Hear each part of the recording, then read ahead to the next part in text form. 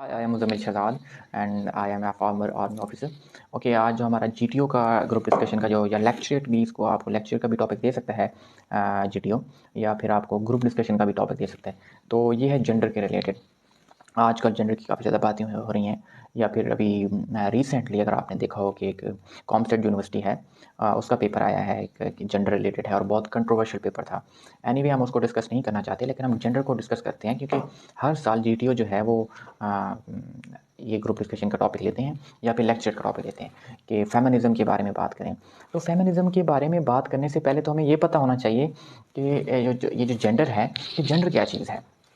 देखिए, सबसे पहले तो हमें जेंडर का पता होना चाहिए, क्योंकि जब आप अगर रिपीटर हैं तो आपने देखा होगा कि कितने ही जो बच्चे हैं जो वहाँ पे कैंडिडेट जो वहाँ पे अपीयर हो रहे होते हैं, वो मतलब है कि ऐसी बातें कर रहे होते हैं। मैं अक्सर कहता रहता हूँ वो रेडी वाले को भी पता होती हैं, ठीक है। इकॉनमी के ऊपर बातें कर रहे हैं तो वो रेडी वाले को भी पता है, ठीक है। वो हर उस चीज़ की बातें करते हैं जो आम आदमी को पता है और उसके बारे में कोई उनके पास सबूत नहीं है, ठीक है। उसके बारे में कोई इंटेलेक्चुअल बात नहीं करते हैं। तो उनमें से अगर 10-15 बच्चे हैं या फिर बैच है सॉरी, अगर वो बैच है 100 का या 150 का, तो उस बैच में 4-5 जो इंटेलेक्चुअल होते हैं जो थोड़ा बहुत तैयारी करके जाते हैं वो सेलेक्ट हो जाते हैं।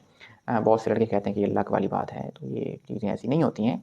Kindly prepare before your exam. You are going to be an army officer, you are going in the military services, and you are thinking like a child. I don't think so that if you are having the leadership qualities, please show them if you have a leadership qualities. If you don't have that, it means that you are not preparing. If you are preparing for something, it means that you are responsible, and this responsibility is a leadership quality. And और वो GTO को पता चल जाती है, ठीक है। तो जेंडर स्टडीज़ का हम जो टॉपिक है वो पढ़ने जा रहे हैं फेमिनिज़म के बारे में, ठीक है। तो फेमिनिज़म के बारे में याद है कि क्या फेमिनिज़म क्या है, या फिर औरतों को हकूक़ मिल रहे हैं या नहीं मिल रहे, या इस तरह का टॉपिक डिफरेंट स्टाइल से दिया जाता है जिसका आंसर तकरीबन सेम होता है। ये वो सवाल ऐसे करता है कि फेमिनिज़म के बारे में आपका क्या ख़्याल है, या फिर वो कहेगा कि क्या फेमिनिज़म जो है वो पाकिस्तान में फेमिनिज़म को जो तहरीक चली हुई है, ये जो वेव्स हैं उनके बारे में आपका क्या ख़्याल है। तो वो उसके बारे में आपसे इस तरह के डिफरेंट मेथड से सवाल पूछ सकता है जो कि औरतों के रिलेटेड हो। तो बहुत से बच्चों को ये पता ही नहीं होता, तो वो अपनी तरफ से बातें करने लग जाते हैं कि नहीं जी, अब क्योंकि वो टीवी चैनल्स पे अपने जो दोस्तों से सुनते हैं या सोशल मीडिया के ऊपर एक फेक न्यूज़ होती है जो फैब्रिकेटेड होती है उसके बारे में सुनते हैं, कोई ऑथेंटिक इन्फॉर्मेशन नहीं देखते हैं। हालाँकि इसके बारे में कितने ही ज़्यादा बुक्स पब्लिश हो चुकी हैं, वो कोई बुक नहीं पढ़ते हैं। चलिए बुक ना पढ़ें, आप कोई छोटा-सा रिसर्च पेपर डाउनलोड कर लें किसी भी अच्छी जगह से, तो वो भी नहीं पढ़ते हैं, ठीक है। एक्चुअली हमारे जो फिर वही बात लंबी हो जाती है, तो उसको छोड़ते हैं हम, चलें हम आगे चलते हैं। तो बात ये है कि अगर हम फेमिनिज़्म को समझना चाहते हैं, तो हमें पहले ये पता होना चाहिए कि जेंडर क्या है। तो जेंडर एक एक एक ऐसी टर्म है जो कि 1990s के बाद, ठीक है, ये स्टार्ट होती है। तो 1990s के बाद ये जेंडर वाली टर्म आती है, उससे पहले लोगों को जेंडर के बारे में इतना कुछ ख़ास नहीं मालूम था और इसके ऊपर काम बहुत कम हुआ था।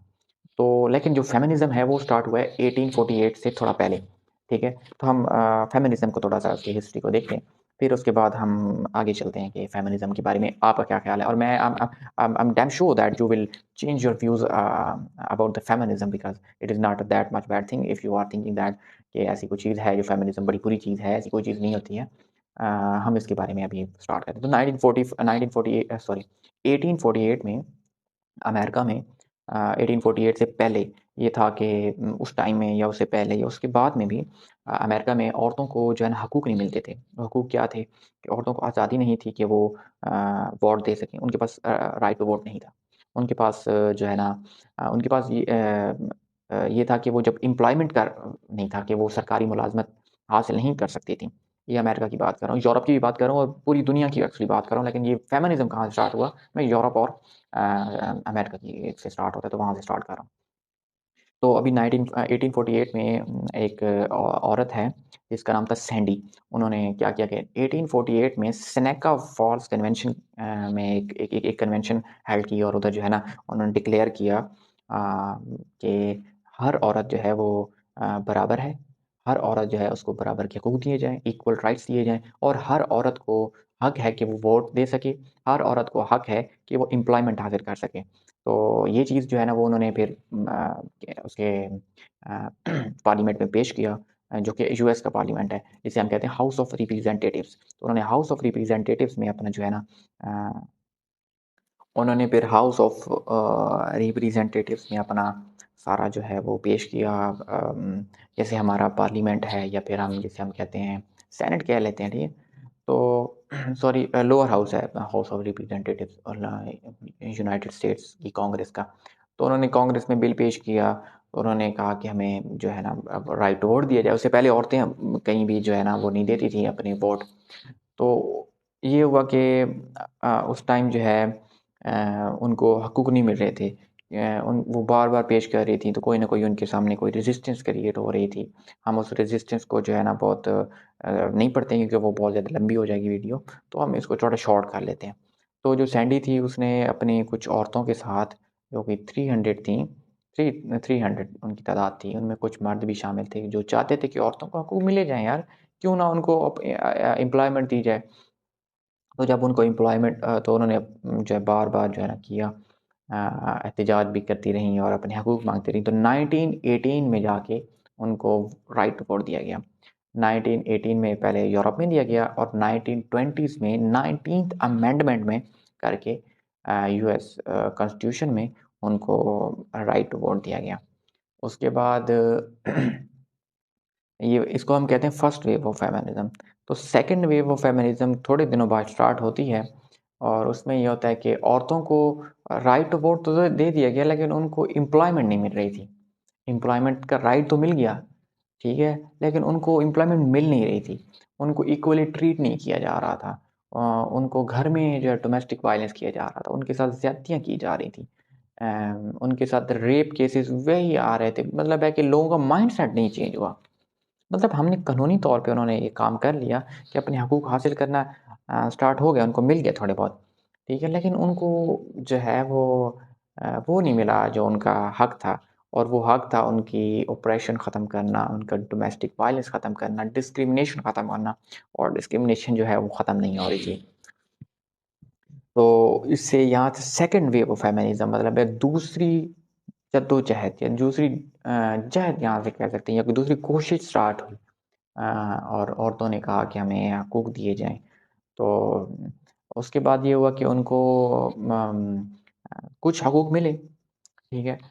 ये 1960s तक या 50s या 60s के दरमियान तक चली है सेकंड वेव, जो जाके फिर ख़त्म हो गई है। उनको ये है कि थोड़े बहुत बिल पास हुए हैं, लेकिन यूनाइटेड स्टेट्स ऑफ अमेरिका में equal right, equal women right अभी तक पास नहीं हुआ। देखें वो मतलब अमेरिका बात करता है इसके बारे में, औरतों के हक़ूक़ के बारे में, लेकिन पास नहीं हुआ और वो सेकंड वेव फेमिनिज़्म ख़त्म हो गया। बाद 1970s में जाके 60s में थोड़ा बहुत वो स्टार्ट हो गई थी, एंड ऑफ 60s और 70s में जाके ये प्रॉपर स्टार्ट हुई थर्ड वेव, जिसे भी कहते हैं, ये तीसरी कोशिश कहते हैं औरतों की। उसमें ये हुआ कि औरतों को ना जाके जो है ना पता चल गया कि जो मर्दों के साथ उनका जो ताल्लुक है, जो उनको हकूक़ नहीं मिल रहे हैं, उनको उनके साथ अच्छा अच्छा बर्ताव नहीं किया जा रहा, उनके साथ डिस्क्रिमिनेशन हो रही है, उनके साथ ऑपरेशन हो रहा है। तो उसमें उन्होंने उसमें ये कहा कि एक्चुअली मसला ये है कि ये मसला जो है वो जेंडर का है। अब यहाँ से नया कंसेप्ट आता है जेंडर का। अब जेंडर का कंसेप्ट थोड़ा-सा ट्रिकी है।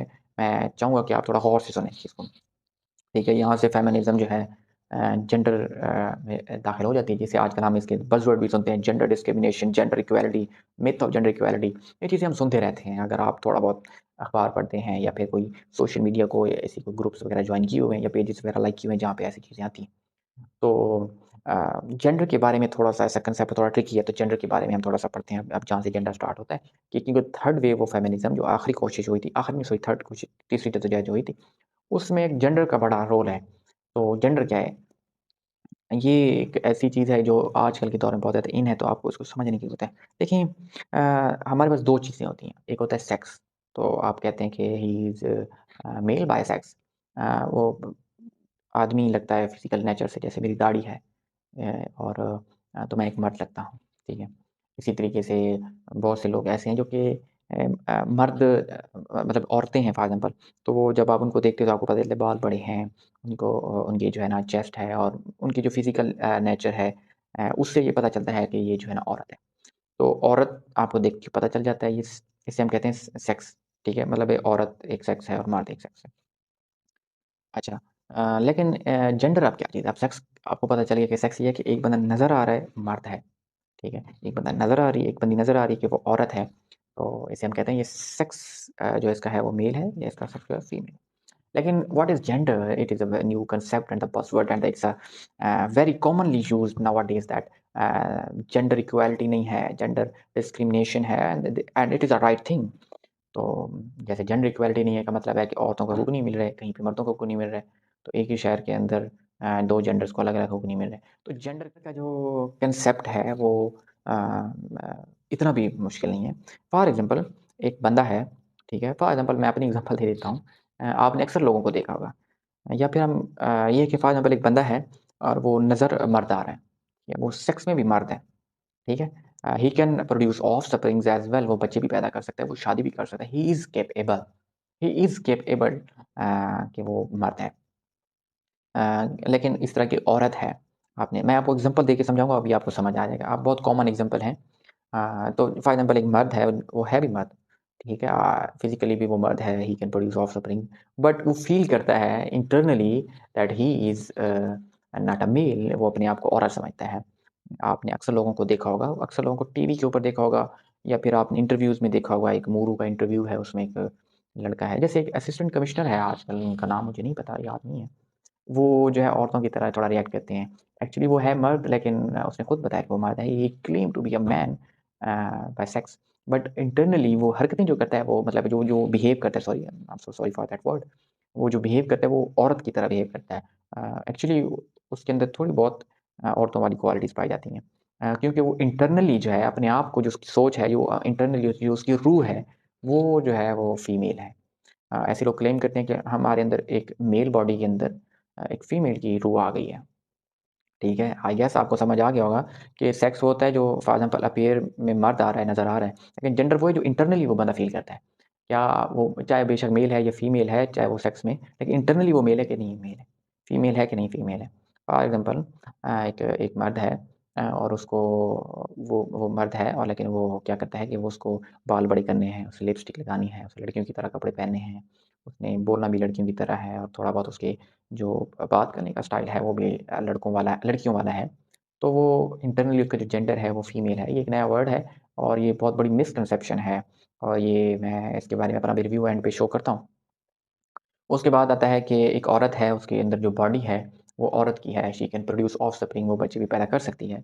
But she internally feels like a boy and वो क्या करती है कि वो चाहती है कि मैं लड़का रहूँ और वो इंटरनली उसकी जो रूह है, वो लड़कों की तरह वो छोटे बाल करवाती है। और आपने ड्रामों में भी देखा होगा, वो एक ड्रामा लगता था परिज़ाद। परिज़ाद ड्रामा है, उसमें आपने देखा होगा कि एक करैक्टर है बबली के नाम से करैक्टर है और वो अपने आप को लड़का शो करवाती है, उसने बाल छोटे-छोटे करवाए हुए हैं। It's a new thing in our society जिसकी वजह से काफ़ी ज़्यादा मसाइल भी पैदा हुए हैं। तो हमारा जो टॉपिक है वो फेमिनिज़्म के बारे में है। तो क्योंकि फेमिनिज़्म को अब जेंडर में डाल दिया गया है और वो समझते हैं कि क्योंकि मर्द और औरत 2 जेंडर हैं और दोनों को दरमियान में उनको हकूक नहीं मिल रहे हैं, ठीक है? तो फेमिनिज़्म जो है वो फेमाइन से निकला है, औरतों के हकूक माँगना। मतलब औरतों के हकूक़ के बारे में बात करना, उसकी डिस्कशन करना, उसके लिए इनिशिएटिव लेना, उसके लिए स्टैंड लेना और उनके हकूक़ के बारे में लोगों को बताना कि आपके ये हकूक़ हैं। फॉर एग्ज़ाम्पल अगर आप गाँव में चले जाएँ, अगर आप गाँव के रिहायशी हैं, क्योंकि मैं पहले मेरा गाँव से ताल्लुक था, तो मैं आपको हकीकत बता रहा हूँ कि औरतों को हकूक़ नहीं मिलते हैं। मैं एग्ज़ाम्पल भी दे सकता हूँ। जैसे कि आप अगर गाँव में रहते हैं तो आप देखते होंगे कि एक औरत है वो सुबह उठती है और वो जाती है घास काटने और फिर वापस आती है, चारा डालती है, सब कुछ करती है। लेकिन उसका जो ख़ाविंद है उसको एक अच्छे कपड़े भी नहीं दे के देता और उसको डोमेस्टिक वायलेंस भी करता है और ये तो शहरों में भी ऐसा होता है, ठीक है? और बड़ी मज़े की बात आपको बताता हूँ, हमारे यहाँ तो ये भी ख़्याल किया जाता है कि औरत अगर पढ़ी-लिखी हो, तो उसका दिमाग ख़राब होता है, उसे शादी नहीं करनी चाहिए। तो ये ऐसी वर्ड यूज़ करके औरतों को बदनाम करने की कोशिश की जाती है। हालाँकि तालीम के बारे में बड़ा एक वाज़ेह पैगाम है कि हर मर्द और औरत पे फ़र्ज़ है और हज़रत आयशा रज़ी अल्लाह तआला अन्हा वो सहाबा किराम को खुद जो है वो हदीसें कोट करती थीं कि वसल्लम ने ये फ़रमाया था और आगे उनसे कई हदीसें जो है कोट हुई हैं। तो वो खुद तालीमात देती थी कुरान और सुन्नत की। तो कैसे कह सकते हैं कि एक पढ़ी-लिखी औरत जो है वो अच्छी नहीं हो सकती है। तो औरतों के बारे में ऐसी मिसकंसेप्शन फैलाई जाती हैं। तो फेमिनिज़्म जो है इस मिसकंसेप्शन के खिलाफ एक तहरीक है और वो चाहती हैं कि यार औरत को फॉर एग्ज़ाम्पल जीने का हक तो है ना। एक औरत को एम्प्लॉयमेंट का हक है ना अगर वो करना चाहती है तो। अगर कोई शख्स है वो अगर अपने आप को नहीं चाहता कि वो पर्दा करे तो उसको फ़ोर्स नहीं करना चाहिए।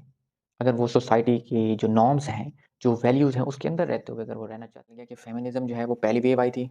उन्होंने हकूक़ माँगे थे अपने वोट देने के लिए। दूसरे में उन्होंने कहा कि हमें बेसिक हकूक़ ये दे दें कि हमें हमें डिस्क्रिमिनेशन ना की जाए, हमें हमारे साथ हमारे साथ जो है ना बुराई ना की जाए और हमारे साथ जो है वो अच्छे तरीके से पेश आए जाए, हमें एम्प्लॉयमेंट दी जाए। लेकिन वो कामयाब नहीं हुई सेकंड वेव। थर्ड वेव में जो है ना थोड़ी बहुत यूनाइटेड नेशंस तब तक हो चुका था, तो यूनाइटेड नेशन ने एक अपनी सब्सिडरी बनाई और एक काम किया। अभी भी फॉर एग्ज़ाम्पल हमारे पाकिस्तान में अगर औरतों को हकूक़ मिल रहे हैं, तो यकीन मानिए I am very sad to tell you that मैं आपको सच बता रहा हूँ कि ये इस वजह से मिल रहे हैं कि उनको यूनाइटेड नेशन का हमारे ऊपर प्रेशर है, ठीक है? हमारे फॉर एग्ज़ाम्पल हमारे यहाँ तो इतना ज़्यादा मिसकंसेप्शन है कि हम मलाला यूसुफ़ज़ई को भी एक एक उनके ऊपर काफ़ी ज़्यादा तोहमात लगाते हैं और उनके ऊपर कहते हैं कि she is the agent of CIA. तो लेकिन ये एक मिसकंसेप्शन है।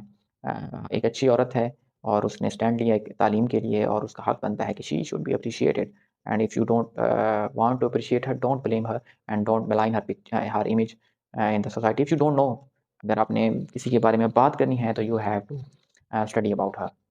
तो फेमिनिज़्म जो ओवरऑल मैं अगर इसको कंक्लूड करूँ, तो फेमिनिज़्म एक ऐसी तहरीक है, एक ऐसी कोशिश है कि औरतों को उसका हकूक़ मिलने चाहिए। और अगर आप चाहते हैं कि आपकी घर में जो बहन है, उसको हकूक़ मिले, उसको मुफ़्त तालीम का हकूक़ दिया जाए, उसको उसको कहीं पे भी रोड्स पर या कहीं बाज़ार में या कहीं पे भी जहाँ पे वो जा रही है, तो उसको जो है वो ना छेड़ा जाए, उसके साथ गलत हरकत या एक्टिविटीज़ ना की जाएँ। या फिर उसको ज़माना जो है, जो लोग हैं उसकी रिस्पेक्ट करें या फिर आपकी वालदा मोहतरमा जो हैं, उनके साथ अगर वो शॉपिंग करने जाएँ, तो उनके साथ जो वहाँ पे मर्द हज़रात होते हैं, वो अच्छे से बात करें, तो आपको चाहिए कि आप फेमिनिज़्म को सपोर्ट करें। जहाँ पे उनकी अच्छी एक्टिविटीज़ हैं। हाँ, मैं एक और मिसकंसेप्शन आपकी क्लियर कर देता हूँ अभी। फॉर एग्ज़ाम्पल अगर आप देखते हैं कि बैनर्स लगे होते हैं कि अपने कपड़े खुद धो और अपना खाना खुद गरम करो, दैट दीज़ टाइप्स ऑफ ये इतने नहीं है बुरे, ये तो फिर भी ठीक है। कुछ ऐसे हैं अल्फ़ाज़ जो मैं यहाँ पे वीडियो पे डिस्कस नहीं कर सकता हूँ। तो उनके बारे में मैं आपको बता देता हूँ, उसकी मिसकंसेप्शन भी आपको हटा देता हूँ। तो उसकी जो मिसकंसेप्शन वो ऐसे है कि हमारे यहाँ ना कुछ औरतें ऐसी हैं जिनको फंड किया जाता है कि अब फेमिनिज़्म को मिलाइन किया जाए, उसकी पिक्चर को, उसकी इमेज को, उन लोगों को जो औरतों के हकूक़ माँगते हैं, तो उनको मिलाइन करने के लिए अक्सर औक़ात जो है उनको फंड किया जाता है कि आप ऐसी चीज़ें लगाएँ कि लोग फेमिनिज़्म से नफ़रत करने लग जाएँ। फेमिनिस्ट औरतों से नफ़रत करने लग जाएँ। हालाँकि उनको फंड मिल रहा होता है और वो ऐसी हरकतें करती हैं। उनमें से कुछ ऐसी होती हैं जिनको तो ब्रेन वॉश किया होता है। उनमें से जो उनकी जो लीडर्स होती हैं, उनको प्रॉपर्ली फंड किया जाता है और इसके पीछे बहुत बड़ी जो है ना पीछे माइंडसेट होता है। आपको जो है वो इतना क्योंकि कैपिटलिस्ट सिस्टम में हम रहते हैं, इसको मैं अभी इतनी डिटेल के साथ नहीं जाऊँगा, वीडियो बहुत लंबी हो रही है। बट आप ये समझ लें कि उनको फेमिनिज़्म जो औरतें अपने हकूक़ माँगती हैं, उनको मिलाइन करने के लिए ये किया जाता है कि उनको उनकी जो है ना एक और फेमिनिज़्म बनाई गई है जिसे हम कहते हैं रेडिकल फेमिनिज़्म। तो रेडिकल जो फेमिनिस्ट हैं, वो क्या करती हैं, ऐसे बैनर्स लगाती हैं जिससे मर्दों से नफ़रत और सोसाइटी जो है उनसे नफ़रत करने लग जाए ताकि फेमिनिस्ट औरतें जो एक्चुअल अपनी औरतें, जो अपनी माँ-बाप और अपनी बहनों की और जो बहनें हमारी हैं, जो औरतें हमारी हैं, वो अपने हकूक़ माँग रही हैं, वो माँगने से पीछे हट जाएँ, वो ना माँगे। तो वो जो चंद कुछ औरतें हैं उनको चाहिए कि वो एक्चुअली वो these some kind of people are actually the enemies of their own gender. So I guess कि फेमिनिज़्म आपको समझ आ गया होगा कि फेमिनिज़्म एक औरतों के हकूक़ के बारे में बात करता है। अगर आप चाहते हैं कि औरतें जो हैं वो आपकी अ, उनकी इज़्ज़त की जाए, रिस्पेक्ट हो सोसाइटी में, तो आप जो है फेमिनिज़्म को या आप सपोर्ट कर सकते हैं। ठीक है? और मिसकंसेप्शन से हटें और थोड़ा-सा लिटरेचर पढ़ें और अगर आप थोड़ा बहुत फेमिनिज़्म के बारे में पढ़ेंगे तो आपको मिसकंसेप्शन हट जाएँगी, ठीक है? Thank you so much. I guess कि जीटीयू डिस्कशन के लिए ये सारे कंसेप्ट आपके लिए नए भी हैं और मज़े के भी हैं और आप इसको एन्जॉय भी करेंगे और आप जब इसके ऊपर बात करेंगे तो आप जो है वो इंशाल्लाह आप you will be highlighted, you will be in the limelight. आप जो है जो जीटीयू है वो आपको पता उसको पता चल जाएगा कि ये बच्चा जो है वो पढ़ क्या है, ठीक है? Thank you so much. अपना ख़्याल रखिए और अल्लाह हाफ़िज़।